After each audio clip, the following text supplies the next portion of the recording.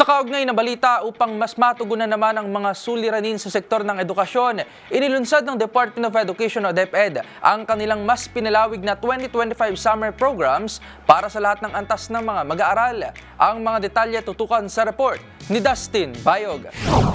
Pinalawig ang Department of Education ng 2025 summer programs para sa lahat ng antas na mag-aaral upang mas matugunan ang problema ng sektor, partikular na sa reading comprehension at mathematics.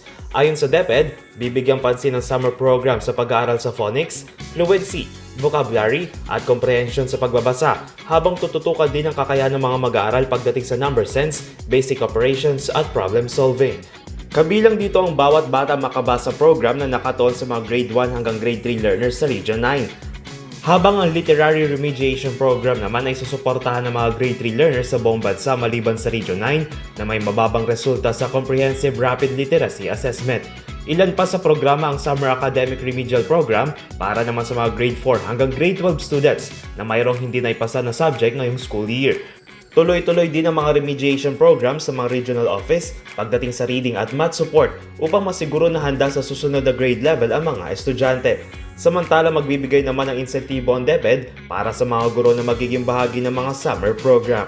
Para sa DZRH TV, ito si Dustin Bayog. Una sa Pilipinas, una sa Pilipino.